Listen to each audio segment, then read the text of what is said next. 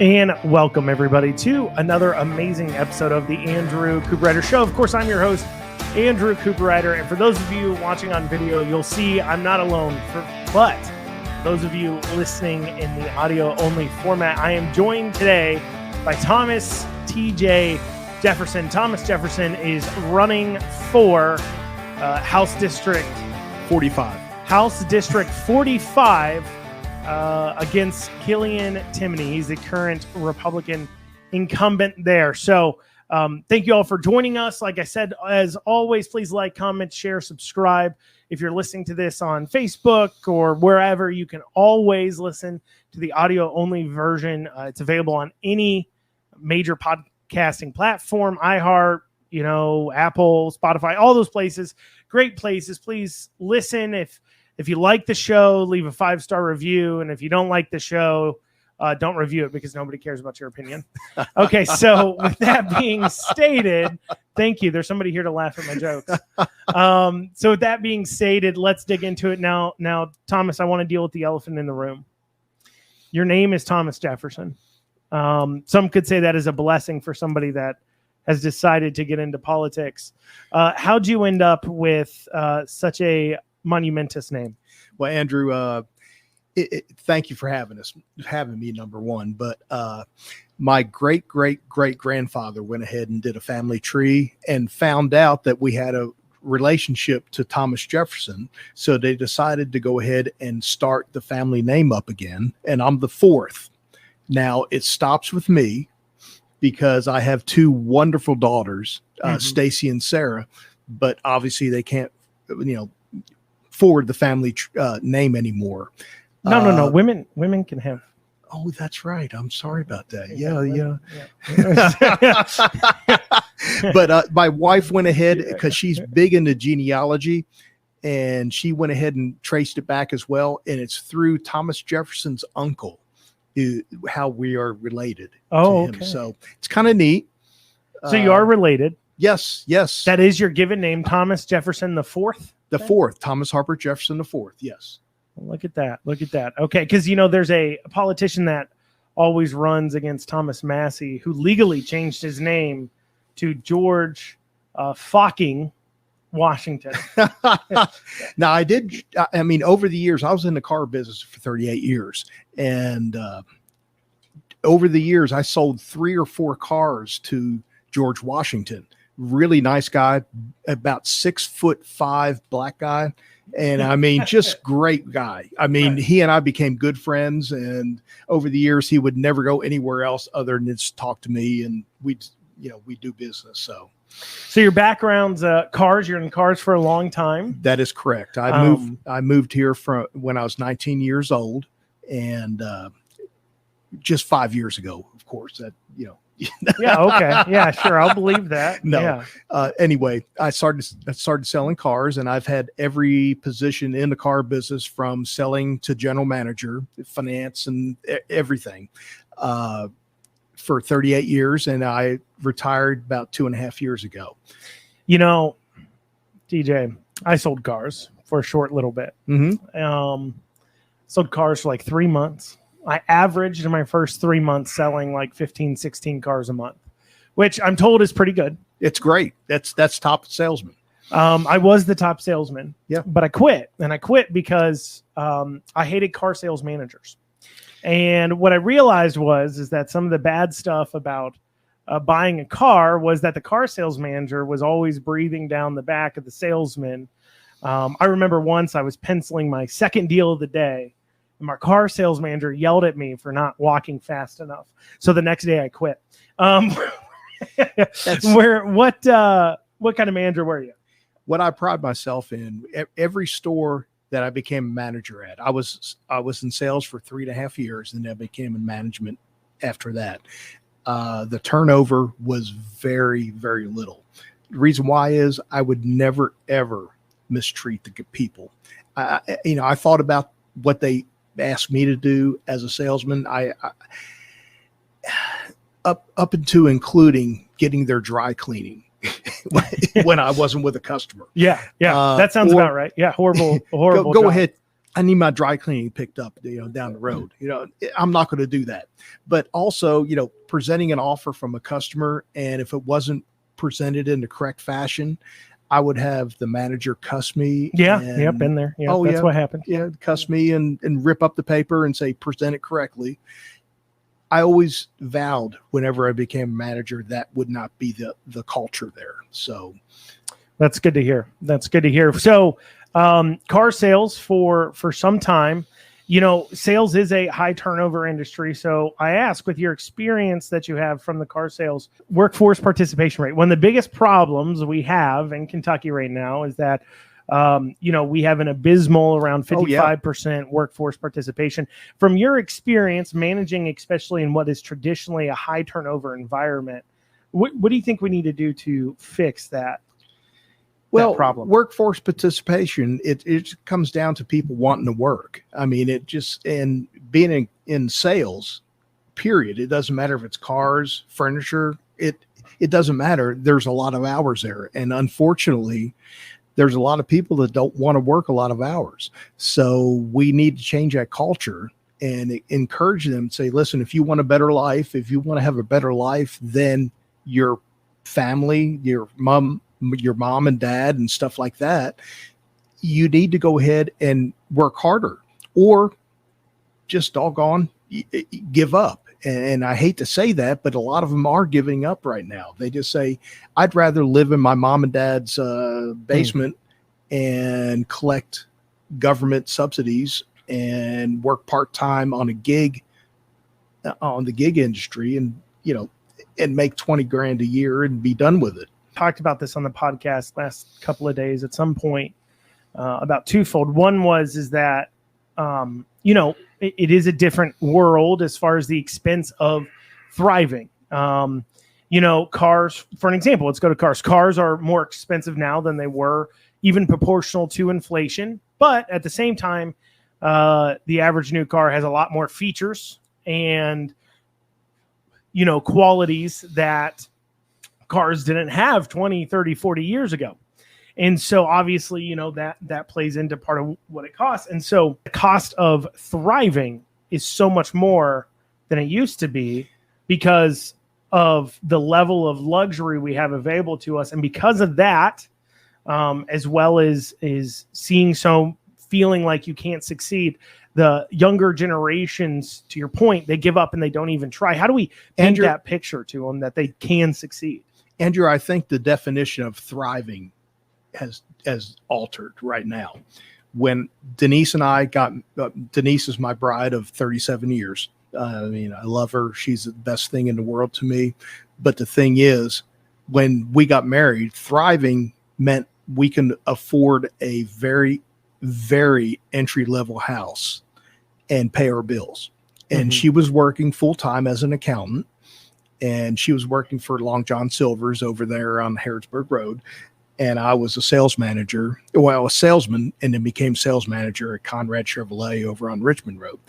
And we could barely cover our expenses right there. But you know what? We felt like we were doing well. Now, kids living in the basement of their family think that, you know what? I can just live here. I don't have any expenses. I can make 20 grand a year and stuff like that and have everything I want. I can play video games. And again, I'm sorry if I'm getting off the rails there. No. I think it's important. I mean, we're talking about workforce participation. I believe the last numbers I saw is that 20% of what they call prime age workforce participation, which is that I believe they call it 22 to like 44. Over 20% in Kentucky are not working. So 20% of the population that is has no excuse not to work really is not working.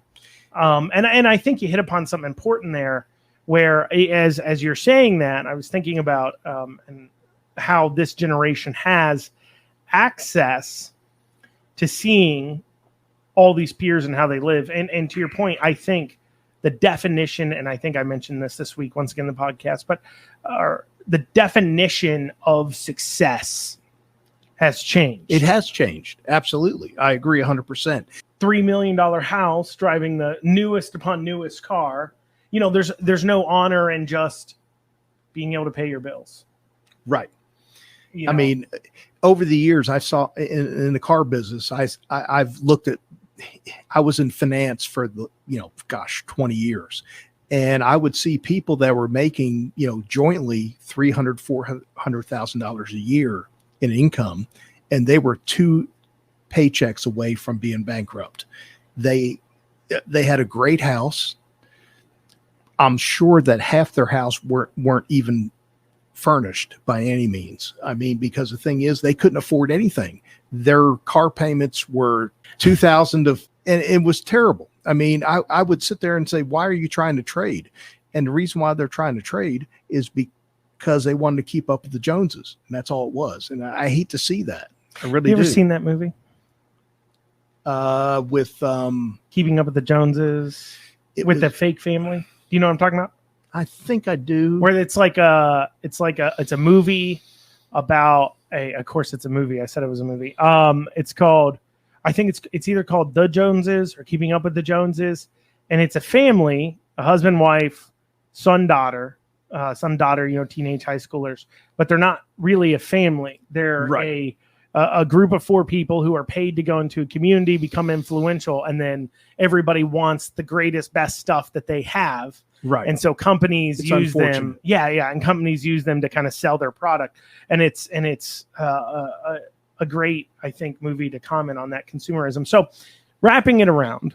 So why you want to be in the legislature? Why are you running for state house? Well, I mean, you're retired, right? I am retired. You could go on your way and, continue on down your path and live your life. Why would you want to worry about what's going on in politics? Andrew, I've asked that question a bunch of times, and it comes down to my daughters always said that I was that guy that yelled at the TV. You know what? About what's happening, and I didn't have time to make an effect for it. I do have time for it to make an effect. Now, fortunately, our state has the supermajority for the state and Senate for the Republican Party, but the 45th district does not have a conservative that has that voice. And I want to be that voice. I really do. Now, you hit upon something important there where you're talking about having the time because you are retired, and not that this is a knock on anybody who is working and also in the legislature. Not at all. Though I do find that an interesting comment when we do look at your opponent, Timoney, who is a full-time employee while also a part-time legislator, but more importantly, he's a full-time employee at Fayette County Public Schools. And, there's a saying that I believe it's biblical that a man can't have 2 masters. And when you're being paid by a taxpayer-funded entity, Fayette County Public Schools, that's always going to our state legislature asking for more money, while you're also supposed to represent the people's interests in the state legislature. And considering over half of our general fund is budgeted towards K through 12 education, that certainly seems like it could be quite a conflict. Has that conflict played out into how he's voted on things? I think so. I mean, number one, I'm for school choice. And definitely he is not, because he's employed by the Fayette County's public school system. He went ahead and voted against protecting girls' sports, allowed boys to go ahead and participate in girls' sports. And the thing is, did he have any words to say about why he defended that? Or I didn't see any words about it. I just think he followed what he was supposed to follow so he can get the tax dollar, or go back the PAC money to go ahead and be reelected again. I might be wrong on that but the thing is, why would you think that it's fair that a girl has to compete against a boy? So to illustrate your point, this is, I believe, Zion Williamson, and he's playing against some female basketball player, Olivia something or other. I can't remember the name. This is a dunk contest, okay? I'm just going to play the first bit for you, and then we can talk about it. Okay. Known for his high-flying, powerful dunks. These are, I believe they're brothers. Okay. He's up. Let's listen to the crowd. Listen to the crowd. Okay. Well, here she comes. Everyone's got their phones out. Does he come up and dunk? Just a little dunk. And look at that crowd going crazy. I applaud that she can do it. Oh yeah, I mean, there's nothing about it. I mean, as we were talking about before, you know, my son plays golf, Right. and he's 11 years old. Even at his age, they separate the men and women, Right. girls and boys out from playing against each other. Even at his age, now you'd think a bunch of 11-year-old boys and girls playing golf, there shouldn't be that big of a difference, but even at that age, there's a good 20, 30-yard difference Right. in how far they can drive the ball off the tee, how far they can hit their farthest iron. I mean, and that's 11-year-olds. And so I don't think there's any question that there's a physicality difference here, and that we specifically want women to compete with other women. But I don't understand. So you're running against this guy whose opinion is that what, that doesn't exist, or does he just hate women's sports? I have no idea what his opinion is. I just know how he voted. And Well, his votes tell you his opinion, right? yeah, well, you would think so.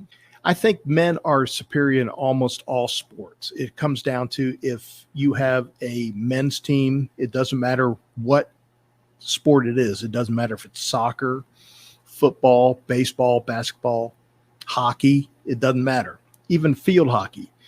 You would have a male, the men's team, go ahead and beat the women's team. And I hate to say that. I mean, but it comes down to, that's just what it is. Genetics are genetics. And so if your opponent voted against protecting women's sports, mm-hmm. how do you vote when it came down to bills like Senate Bill 150, transgender bills about transitioning children at a young age? How do you vote on that? He voted against it, and I have no idea why. Even voted against Senate Bill 150. He voted against 150 and voted against the override veto. So he voted against it twice. So it's not like he made a mistake the first time that he voted, but he went ahead and voted the second time to override the veto to protect people under 18 years of age and under from gender altering surgeries, as well as puberty blockers. He voted against that. He voted against that. He thinks it's absolutely okay for a person who can't get a tattoo because they're under 18, but they have the wisdom to go ahead and say, you know what, I need to have a surgery that takes away my breasts or whatever it is, or go ahead and accept chemicals that will go ahead and inhibit my advancement in puberty. We got Timoney. He voted. He wanted the girls there to compete against boys. Right. Wanted little girls and little boys to be able to permanently disfigure themselves and destroy their futures by taking these drugs here. Right. And the thing is, what has been the most, okay, let's change things here. Okay. Yeah, sure. So we know he's socially very liberal. He is. What has Timoney done that is conservative? I don't know of anything. Now he did pass. He did outlaw. Was it those skilled games? Yeah, he sponsored the bill on the gray machines. I guess he really likes government monopolies, because we know he's not against gambling, because he voted for sports betting, right? Well, the thing is, he did vote for sports betting, right? Yes, he did. He voted for sports betting, but sponsored the bill to get rid of the gray machines. Is he? What did it cost the horse parks to buy him? How much was it? I have no idea how much it costs, but you're going to find out. Yeah, I'm going to find out when they're dumping it in this election right here. They're going to Yes. dump a bunch of money, because the thing is, I'm against monopolies. Here's the thing: whether you're for or against these gray machines, and gray machines are basically slot machines that are in your local bars, your local convenience stores, but also in the horse, like, Red Mile and stuff like that. They've got slot machines too. Why would you have a monopoly for just the horse industry and cut out the mom and pop industries if you're going to allow legalized gambling? I mean, am I for legalized gambling? No, not really. But the thing is, if it's going to be available in some places, make it available in all places so the little mom and pop shops could go ahead and pay the rent and make a small profit off of it. No, I mean, that makes... Am I wrong in saying that? No. I mean, it makes a lot of sense. And I mean, and that's a lot of ways how I feel too. I personally don't like gambling. I certainly don't like when I hear people talk about gambling and they say things like, oh, think of all the tax revenues it'll generate. That makes my skin crawl. There's no greater way to get me to be against something than to tell me it's going to generate a lot of tax revenue. That's exactly right. But putting that to the side, what I dislike more, though, and I've said this regularly, is this government monopoly. How a few places, I mean, they just handed out the sports betting licenses, the licenses, the system, the bill that Timoney voted for, that put forward, that Timoney he was championed, this bill. Out of the 7 places you can go and place a retail bet, Churchill Downs owns 4, and Red Mile and Keeneland, which have come together and joined kind of a conglomerate, own the other 2. And then one company owns one other one. So out of the 7, 4 of them, over half, are owned by one horse park. I mean, I get it. You all wanted to place your bets on basketball and baseball and all those things. And I'm not here to tear anybody down about it. But I mean, I feel like it's one of the most corrupt systems we have, where these few people get a monopoly on it, and everybody's out here celebrating it because they get to put a few bucks down on a basketball game, not thinking about how the state of Kentucky has sold its soul in this process. And the thing, that's where it ties into the gray machines. I mean, off-site betting, I agree 100%. Why would it be tied into the horse industry? And they're saying that they have the administration and things like that. No. They have the administration. They're the only ones because they have a monopoly on it. That's exactly right. I mean, it just allow the average mom and pop shop go ahead and make money off of it. And I am 100% for small business. And that's not what Timoney wants. That's not how he's paid. Right. I hate to say paid. That's not how he has got contributions. No. I mean, there's no. I mean, when it comes down to it, there's no greater good argument for. I just continuing. You could say, if your argument is look, we only had this sports betting bill in front of us. It's, I'm okay with sports betting. I think it's ridiculous. People are held up by it, but okay, that's fine.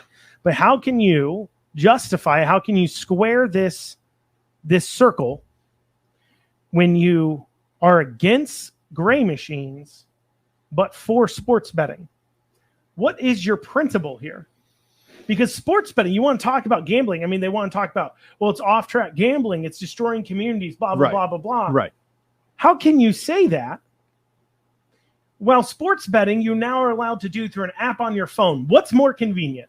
Going to the gas station or going onto your phone and placing a bet? Well, I mean, it's that clearly wasn't it. And then they sit here. And now you got me going. No. They sit here and then they say, well, that we don't want to reward these gray machines for doing something, quote unquote, illegal. First off, the gray machines were not illegal at all. That's why I had to pass a law. Second, that's why it's called a gray machine. That's why it's called right gray. there. No. But you want to talk about illegal? You want to cross that road? Then let's cross that road. HHR was illegal, ruled on by the state Supreme Court that it was illegal. They knew it was illegal. They did it anyways. They did it for several years. The state Supreme Court finally put the smackdown on and said, no, you can't be doing this. It is clearly against the law. And then the legislature had to pass a law and legalize it.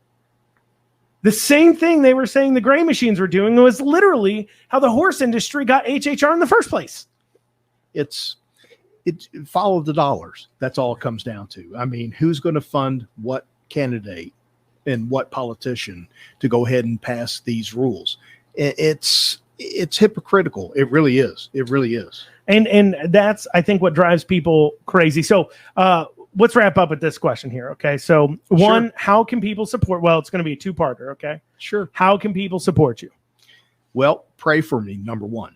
There you go. Prayer is number one thing that we can do.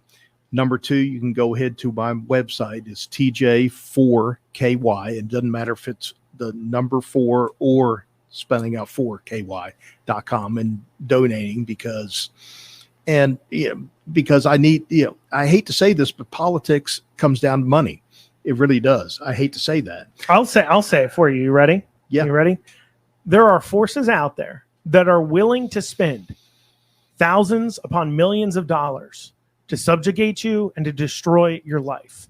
Are you not willing to give 10 or 20 bucks in order to break free from that, in order to buy your freedom back? I mean, I went ahead and I supported Andrew in his last 2 campaigns, and I saw what the establishment tried to do to him. And we worked our butts off. And no matter what, money matters. It just comes down to money matters. You can go ahead and work everything you can with volunteers and things like that. But that's the last thing. I'm sorry. Volunteering to go ahead and knock on doors. And then a follow-up here. Okay. So people living in the 45th can vote for you. People outside can obviously donate to you and everything else. Now, common thing I was told when I was running for state senate and I'd ask people for money was, well, I don't live in your district or I'd donate to you. Why should it matter to people who don't live in the 45th district what the outcome of this race is? It makes Kentucky better. It just comes down to, do you want a conservative overall value for Kentucky? And do you want results that are conservative? And if you want parental rights, do you want to go ahead and have your kids taken care of? Just vote for me. That's what it comes down to. I mean, and donate. Oh, absolutely. And volunteer. I'd love that. Well, TJ, Thomas Jefferson, thank you for joining us.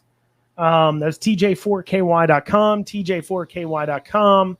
And make sure you guys donate, help the guy out, right? Put your money where your mouth is. Thank you all so much for joining us today on the Andrew Cooperrider Show. We'll see you next time at 1:00. Have a great rest of your day.